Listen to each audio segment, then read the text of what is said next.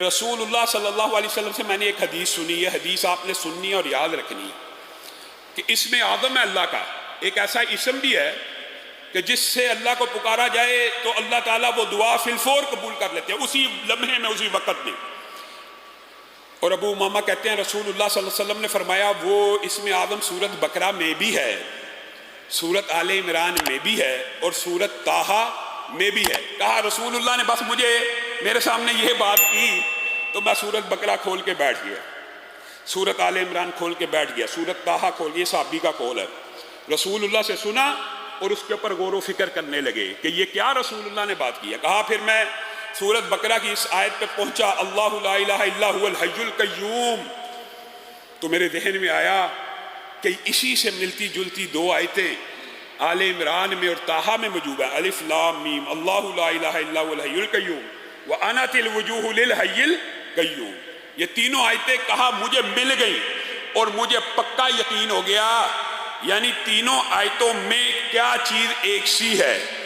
اسی وجہ سے محدثین نے، اور میرے جو نانا تھے خود بڑے شیخ الحدیث تھے حافظ محمد گوندلوی رحمہ اللہ، انہوں نے اسم آدم کی دیگر احادیث اور اس حدیث کو مد نظر رکھتے ہوئے ایک وظیفہ لوگوں کو بھی اور ہماری فیملی کو بتایا کرتے تھے. اور وہ کہتے تھے کہ مجھے یقین ہے، جیسے یہ ابو امامہ کی حدیث کے الفاظ ہے اور دیگر بھی اسم آدم کے حوالے سے 3 حدیثیں موجود ہیں.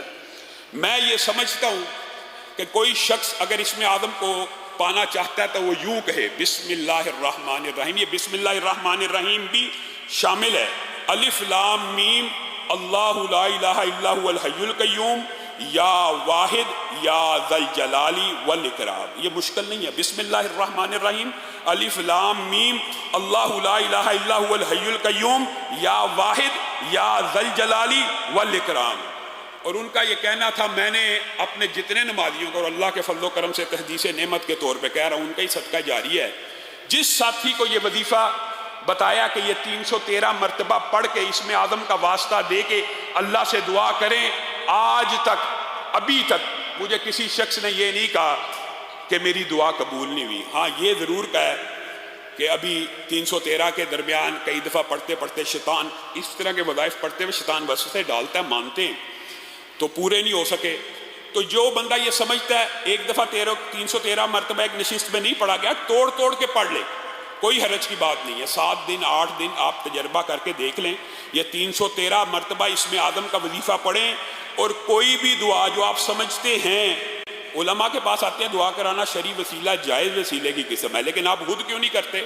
اس اسم آدم کا واسطہ دے کر اللہ رب العزت سے مانگیں، اللہ تعالیٰ وہ دعا آپ کی اسی وقت قبول و منظور کرے گا. آج کے بعد یہ اللہ کا اسم ہے، یہ اللہ کے نام ہے. ابو امامہ کی اس حدیث سے اور محدثین کے استدلال سے آج کے بعد زندگی کے اندر اس وظیفے کو بھی اپنا لیجئے. اور اسم آدم کے حوالے سے جو باقی 2 روایات ہیں، ان میں سے ایک روایت یہ بھی ہے کہ رسول اللہ صلی اللہ علیہ وسلم کے سامنے ایک شخص نے کہا اللہم انی اسألک بانی اشہد انک انت اللہ لا الہ الا انت الاحد الصمد الذی لم یلد ولم یولد ولم یکن لہ کفوا احد. یہ وظیفہ بھی قاری صاحب موجود ہیں جو معتکفین ہیں وہ قراء سے یاد کریں، اور جو ابھی تیزی سے یاد نہیں کر سکتے اس کو اسم آدم کے اس وظیفے کو بھی اپنے ذہن میں رکھ لیں.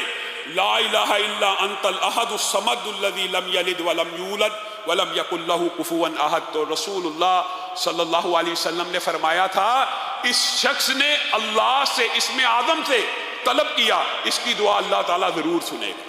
اور جو تیسری روایت ہے اسم آدم کی، اس میں یا ذل جلالی والاکرام کے اور بدیع السماوات کے الفاظ بھی موجود ہیں. تو آپ کے لیے یہ تینوں چاروں وظائف اکٹھے کر کے یاد کر کے آیت الکرسی پڑھیں، یہ بسم اللہ الرحمن الرحیم الف لام میم اللہ لا الہ الا هو الحی القیوم یا واحد یا ذل جلال والاکرام پڑھیں، اور یہ جو وظیفہ آپ کے سامنے رکھا یہ پڑھیں. اللہ رب العزت سے جو دعا کرنا چاہیں اسم آدم کے ذریعے سے اللہ رب العزت قبول کرتا چلا جائے.